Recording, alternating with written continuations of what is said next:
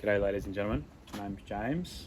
Thought I'd jump on here, first YouTube video by the way, and give you a rundown of what is, in my opinion, one of the better P-plate cars in Australia. It's a 2011 Liberty GT Premium. It's the Wagon variant, and being a 2011, it's a 5th generation of the Liberty family. I've done a little bit of modifications to it, a little bit of modifying to it I should say. But it's not nothing crazy, but I thought I'd let you know a couple of things that I've done, just because they're not really that popular online. There's not much information available. That's what I've personally found as well.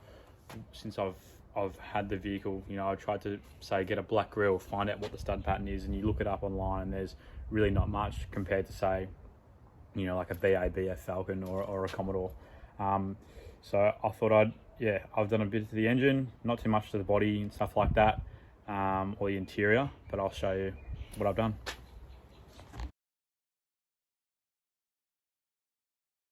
Righto, excuse the fake dog over there, but this is the outside of the vehicle. Now it's in a pearl white, colour code 37J, and pretty good nick as well. This is still original paint for a 15-year-old car.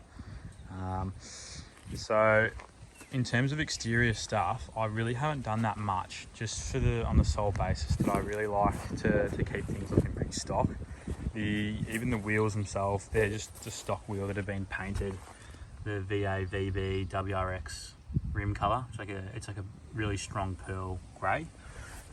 Painted the brake calipers, but that's really it. Everything on the outside is stock Subaru as it came out the factory. Only thing that's different is that front grille. That's a JDM Legacy, which is the same vehicle, Liberty Legacy. Fun fact, I think they are called the Liberties in Australia because there was some rule or regulation that Australia couldn't call it the Legacy, so they called it the Liberty. Not too sure why, but yeah, but they're exactly the same as an American or Japanese equivalent in the Legacy GT. And these run the EJ255, which is a pretty standard motor in the Subaru world, but it is a chassis specific engine, which is slightly confusing, but I'll show you in a sec. So as I said, upon purchasing the vehicle, there really was not much information that was available online. I knew it was an EJ255, but you know, typically, if you know anything about Subarus, the turbocharger on the EJ255s is mounted up here, same as your 4th gen Liberty. Now this one still is a EJ motor, but the turbocharger is mounted below, and it's quite similar to an FA style motor, where same as the VA/VB Rexys, the turbocharger is mounted beneath, which is a little bit unique. So it's the only vehicle, these are the only vehicles that have a EJ motor with the FA turbo and manifold design, which is quite different. As you can see under the bonnet, there is a little bit that's been done. So I don't really like when people say stages. It's a bit fucking, how you going? But it's probably, you could equate it to a stage 2. So it's got an intercooler, charge pipes, intake, and full exhaust system. The injectors are stock, but the fuel pump is a 255 Raceworks, which is the equivalent, I think, of a 330 Walbro. Correct me if I'm wrong, but yeah, 255 LPH Raceworks pump. And I'll run you through each of the items I've done under the engine individually now. So we'll start with how you actually get gas out of the motor, because in my opinion, that's one of the most important things on a Subaru. You really want to focus on getting the air out of the cylinders efficiently, because if you don't and you tune them to higher boost than factory, you do experience higher cylinder pressure, which is not optimal for prolonging the longevity of the motor. So this is running a 3-inch 304 stainless steel turbo back system. It still retains the 2 factory O2 sensors just there and there. However, it is a complete turbo back system, allowing the engine to really breathe well. As I said, if you don't let it breathe well, you do risk cylinder pressure rising, and then that makes piston rings grab the bore, and then you have a very, very bad experience. So this is the X-Force system. I really wasn't looking to pay, you know, closer to $2,000 for an NVIDIA system. But I've found that this one, it gets the performance. It sounds perfectly fine. There's minimal drone. I just don't really notice it on the freeway. And yeah, as I said, the most important thing is really getting that gas out of the motor. To be honest, you probably could just get away doing a dump pipe on these, and just having the catback as the factory system, because it really isn't that restrictive anyway. But I just went for the full turbo back system just to unlock a bit more of that noise. All right, now we've got the engine out of the motor. Let's go back to getting it into the motor. As mentioned, there's essentially no aftermarket support for these. There's one company that makes an intake for this with the accompanying shroud, and it is ridiculously priced. I think it's like $500. For what you get, the quality that you get, it's really not justifiable. So what I've done, again, with the turbo being mounted under there, essentially the intake pipe goes underneath, all up through the guard near the wheel liner, and then back into here. So I've taken the old airbox out.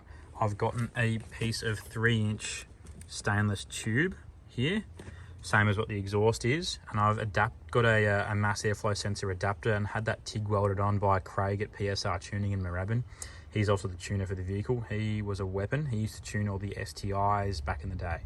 So he's very experienced with Subarus, both in a fueling sense, road testing sense, and ECU sense.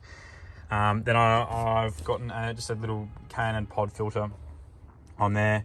Thing sucks really well, frees it up, gets it really responsive on the throttle. And then I've just made a little heat shield out of some embossed aluminium with some pinch weld on the top. And I've just picked up the bolt holes there. That's on the power steering reservoir, and then that was just a factory bolt hole that had nothing in it. So I just put a bolt through that. So I find it really good. Again, when you hear it you can hear it, being the driver's position is just there. You can hear it really well, particularly with the window down, but it's not too aggressive that it becomes annoying. Something of note as well, in my particular setup, there is no dose. Again, in the best interest of prolonging the engine and the turbocharger's life, I have got you can't even see it on these, but there is a blow-off valve mounted on here. Very easy to see from below, and it is mounted directly off this intercooler pipe, silicon intercooler pipe, just down there. Again, makes it quite inconspicuous for cops as well.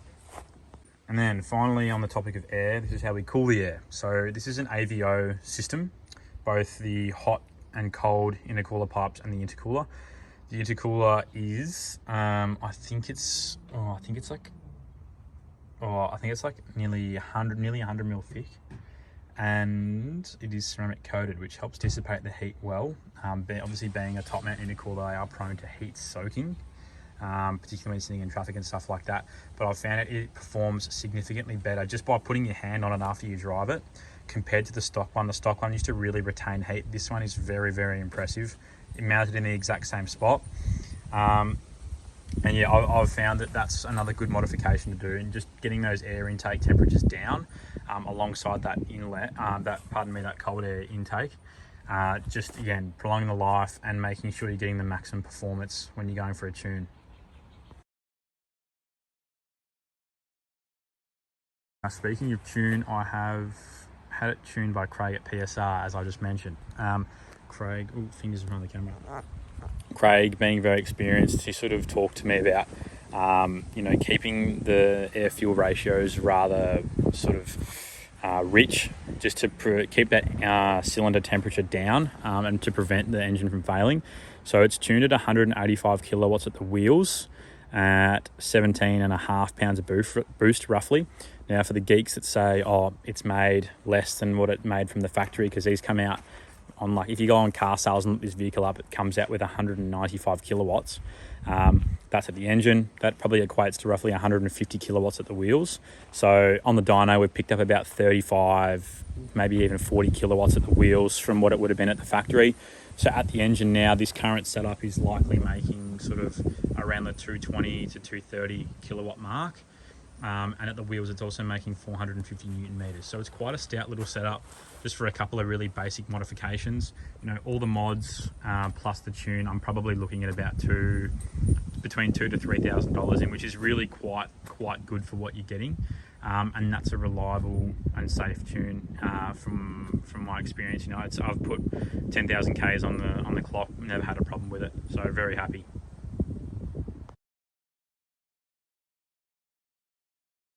I'll just quickly show you on the inside. I like to keep the inside pretty neat. Apologies for the glare. Now, being a 6-speed manual, drives really well, very nice place to be. These Liberties, same as the Gen 4s, have got the 6-speed gearbox, which is essentially, it commonly gets confused with the STI gearbox. These do not have DCCT control, which is essentially front and rear drive bias. These have just got 6 gears in a straight line, 1 gear in reverse, and it's got SI drive, which is that chrome knob there, which essentially just plays with throttle response. That's all it does. Nothing with boost, nothing with fuel, just throttle response. People think that these gearboxes are significantly stronger than the 5-speed. In fact, I had a mate, let's sit down. I had a mate at work who elected to have a 6-speed conversion in his WRX, which was a 5-speed. He put a Liberty 6-speed in, thinking it was stronger. Could very well be. And he had it tuned. It's making 260 kilowatts at the wheels with a built motor. Hasn't broken yet, but it is nowhere near as strong as what an STI gearbox would be. That's from my research and also what I've been told. So happy to be proven wrong. But I've also heard of people just using these. I've seen one of these gearboxes in a Gen 4 Liberty that was on the skid factory. It was a twin turbo EZ30, and that was used for power cruising and roll racing. And they use a Liberty gearbox. The thing was making 500 kilowatts at the wheels, and they just used a Liberty gearbox and changed it out when it broke. It broke probably about once every 6 months to a year, but they were just still choosing these because they were so cheap compared to an STI. I've also got a little Turbo Smart boost gauge there. That was from the previous owner. Reads boost. What more do you really want? I don't have the keys on. Oh no, yes I do. I can show you the thing. Again, being a 16-year-old car, it really hasn't done much work. So it's done 130,000 or 300, bang on the dot there. So less than the typical 10,000 K average. But what I'll do, I'll start it up and I'll give you a little listen to both the induction noise and the exhaust note. Just let me start it up and warm it up.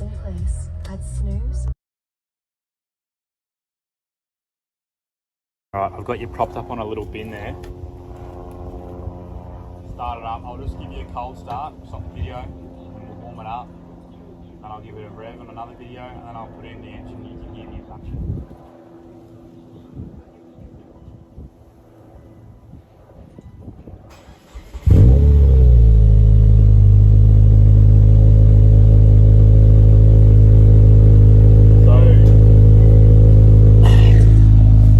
Definitely not loud. I forgot to mention as well, the exhaust is a 100 cell cat, so it smells like, right now it smells a bit fuely, like the old 308 motors. So EPA, fuck off. But yeah, no, it's not that loud. My girlfriend's brother's got a newer WRX, and that's pretty much straight pipes. That's very, very loud. All right, give me a second. We're gonna let it warm up for you. It was dropped a little bit as well. Let me give it a quick rev for you.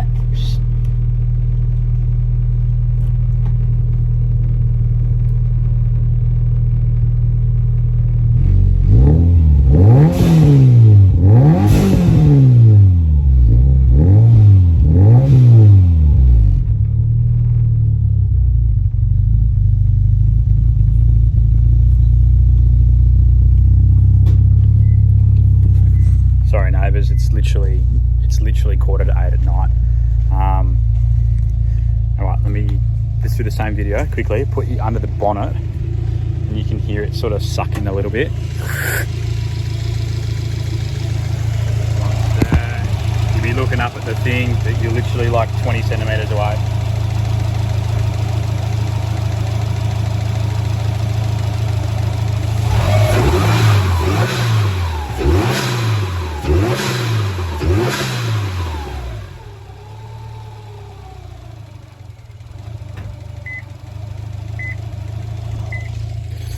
Today I'm going to put this on the YouTube, and just let me know. You can look up my number. If you look up my number plate, it'll come up on my Instagram. And then you can message me there if you've got any like really specific questions. Otherwise, just comment below. Tell me I'm a fuckwit. It's all good. And yeah, that's my P-plated car that'll chop your SS, mate.